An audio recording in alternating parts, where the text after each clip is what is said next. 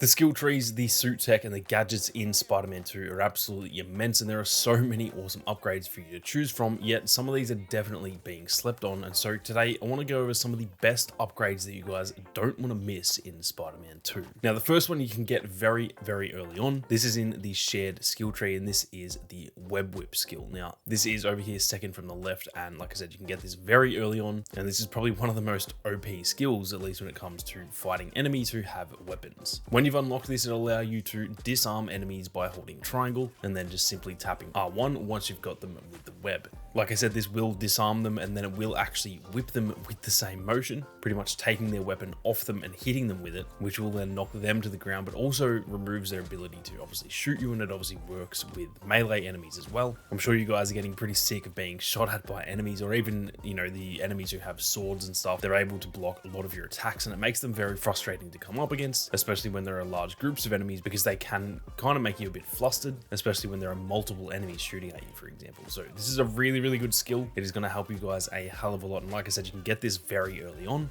So definitely do not sleep on the web whip skill. Moving on, and the next one is actually in the suit tech tab, and this is the triple focus suit tech that is found in the focus tree. Now, this one is going to come in clutch when it comes to those really long fights, whether that is against a heap of enemies or even just boss fights, for example, because this will actually give you 3 focus bars instead of 1. I'm sure you guys are aware by now, but to pretty much be able to heal or even to use finishes, you need to have a full focus meter, and they aren't really that quick to charge up. And when you start the game, you only actually have 1 focus meter. So as you can imagine, having 3 helps a hell of a lot with healing. But like I mentioned, they do also relate to the finishes, which means you can pretty much simultaneously heal and use finishes at the same time. Whereas obviously with just the 1 bar, if you're low on health but you want to use a finisher, then you pretty much just have to choose one or the other. You can't heal and then use a finisher. If you heal, well, the focus bar is then depleted. So having multiple of these is very handy, and like I said, especially when it comes to those long battles, this is definitely going to help a hell of a lot, especially when it comes to healing, because this means you can heal actually multiple times, and on top of that, you can still,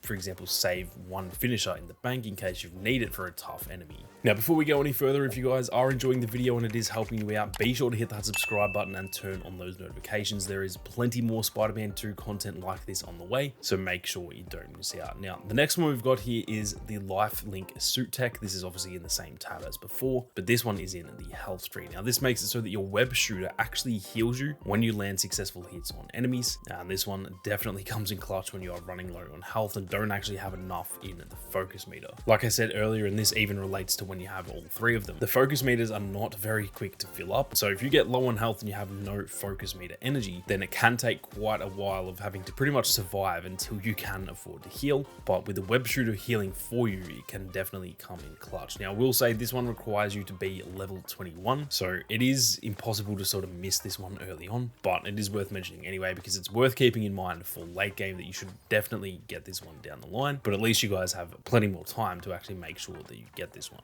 Now, moving on, this one might sound a little bit silly, but this is actually just Miles' abilities in general. Now, these are very easy to miss. I actually missed this initially when it happened in the game, because Peter actually only has 1 option for each. So for Peter, he just has literally 4 abilities and you cannot change them. But for Miles, he actually has different options for each of these abilities. Now, I don't necessarily think any are drastically better than the others, so I'm not necessarily saying you must use this one or that one. The point I'm getting at here is that it is very easy to miss just the fact that you can switch them out in general. So be sure to head into the ability tab, switch over to Miles, and just see which ones you can equip, see what they look like, and even just try them out for a little bit and see which ones you like, because I actually know a lot of people who did not know this was an option, which is actually very fair enough, because like I said, it doesn't actually give you this option with Peter, so it seems as though it is not actually something we can choose from. Now, next up we have one that is actually to do with one of the gadgets, and this is the Bombard upgrade for the web grabber. Now, this one pulls enemies in, and then it actually pulls in throwables from nearby environments,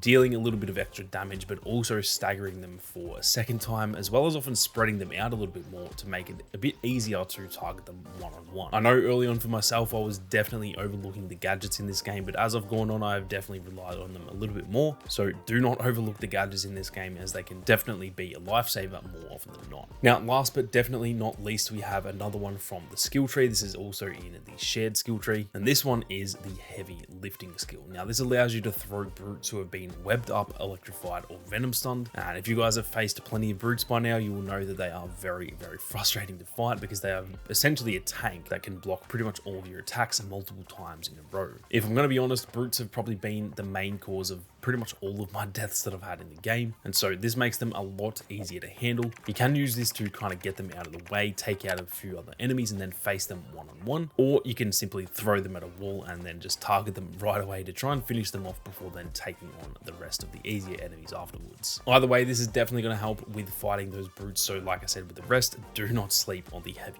lifting skill. So anyway, those are some skills that you guys do not want to miss out on in Spider-Man 2. Like I said, there are so many things to upgrade in this game that it does make it very easy to overlook plenty of them, but hopefully this brings some of these skills to your guys' attention so you can give them a look and see if they are worth using for your own characters. Like I said, if you are new to the channel, be sure to hit that subscribe button. We are going to be doing a setup tour at 1k subscribers, and there is plenty more Spider-Man 2 content on the way, so be sure to not miss out on that. But with that being said, thank you all very much for watching. You guys have a great day, and I'll catch you all in the next one.